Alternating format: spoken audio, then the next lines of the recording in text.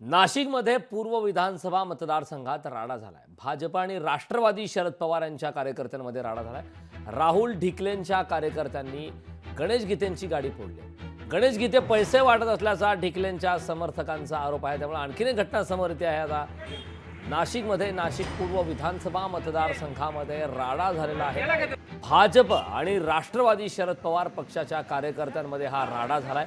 राहुल ढिकलेंच्या कार्यकर्त्यांनी गणेश गीतेंची गाडी फोडलेली आहे। गणेश गीते हे पैसे वाटत असल्याचा ढिकलेंच्या समर्थकांचा आरोप। या संदर्भात ताजी अपडेट देण्यासाठी आपले प्रतिनिधी महेश महाले आपल्यासोबत जोडलेत। महेश, नाशिकमध्ये पूर्व विधानसभा मतदारसंघात राडा झाला आहे, तर कार्यकर्त्यांनी गणेश गीते यांची गाडी फोडल्याची माहिती मिळते आहे। काय या घटनेसंदर्भात सविस्तर माहिती, नेमकं काय झालं होतं? अगदी खरं आहे, कारण खरं बघितलं गेलं तर नाशिकच्या पूर्व विभागामध्ये महायुतीसह महाविकास आघाडीच्या समर्थकांमध्ये तुंबळ हाणामारी झालेली आहे। नाशिक पूर्वचे भाजपचे उमेदवार असलेले राहुल ढिकले यांच्या कार्यकर्त्यांनी महाविकास आघाडीचे उमेदवार असलेले गणेश गीते यांच्या समर्थकांची गाडी फोडलेली। खरं तर या गाडीमधून पैसे वाटप होत असल्याची जी माहिती आहे ती कार्यकर्त्यांना मिळालेली होती। तसा आरोप जो आहे तो या भाजपच्या समर्थकांनी केलेला आहे। या सगळ्या प्रकारानंतर खरं तर या दोन्ही गटांमध्ये तुंबळ अशी हाणामारी झाली। मोठा तणाव खरं तर नाशिकच्या पंचवटी परिसरामध्ये झालेला आहे। घटनास्थळी पोलीस दाखल झालेले असून आता 2 ते 3 संशयितांना ताब्यात देखील घेतलेले असून पुढील कारवाई जी आहे ती पंचवटी पोलीस ठाण्यात करण्यात येत आहे। नक्कीच महेश, नाशिक पूर्व विधानसभा मतदारसंघामध्ये हा राडा झाला आहे। खरं तर प्रचाराच्या तोफा आज थंडावलेल्या आहेत।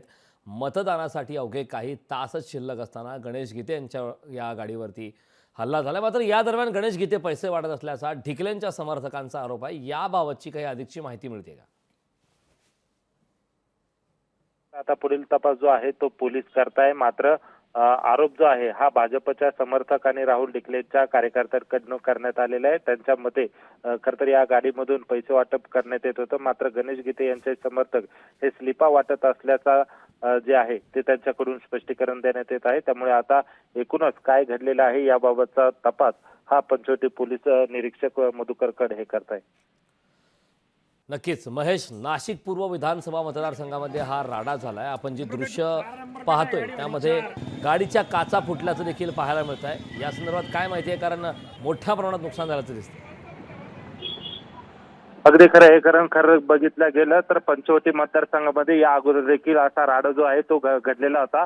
या अगोदर देखील हा वाद जो होता तो कार्यकर्त्यांमध्ये समोर आलेला होता। महाविकास आघाडीचे उमेदवार गणेश गीते यांच्या कार्यकर्त्यांकडून आणि समर्थकांकडून पंचवटी परिसरामध्ये पैशांचं वाटप होत असल्याचे आरोप त्यावेळेस झालेले होते आणि तसा प्रकार गोकुळ गीते यांची देखील गाडी त्यावेळेस तोडफोड करण्यात आली होती। त्यानंतर आता हा पुन्हा एकदा प्रकार समोर आलेला आहे। त्यामुळे आता पोलीस हा सगळा प्रकार कशा पद्धतीने हाताळतात हे देखील पाहणं तितकंच महत्त्वाचं ठरणार आहे। महेश, पोलिसांच्या माध्यमातून या संदर्भातला तपास तर सुरू आहे, मात्र नेमकी कोणत्या कार्यकर्त्यांनी गाडी फोडली, त्यांना ताब्यात घेण्यासाठी काही प्रयत्न सध्या सुरू आहेत का? त्याबाबतची काही अधिकची माहिती राहुल गणेश ढिकले गीते यांच्या यांच्या माध्यमातून मिळाली का?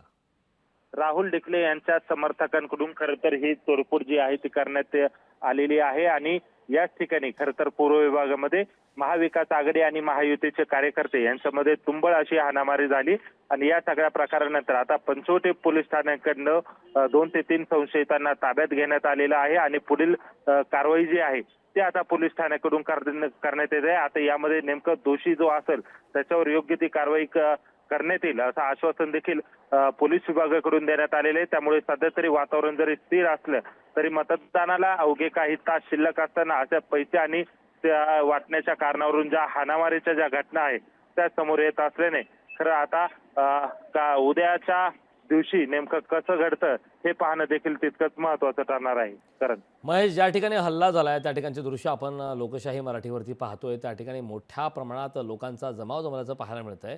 त्या ठिकाणी तणावाची परिस्थिती आहे का, किंवा आणखीन काही याचे परिणाम होतील का, यावरची काय शक्यता वर्तवण्यात येते?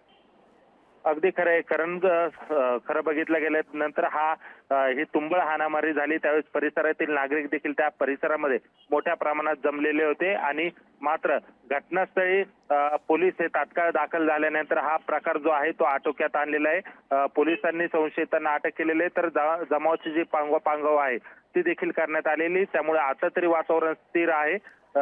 त्यामुळे पोलिसांकडनं देखील आता अतिरिक्त बंदोबस्त जो आहे तो अनेक ठिकाणी असा तैनात करण्यात आलेला आहे आणि जे भरारी पथक आहे त्यांची देखील नेमणूक करण्यात आलेली, जेणेकरून असे प्रकार घडू नये यासाठी पोलीस विभाग देखील आता सतर्क झाल्याचं आपल्याला बघायला मिळतंय.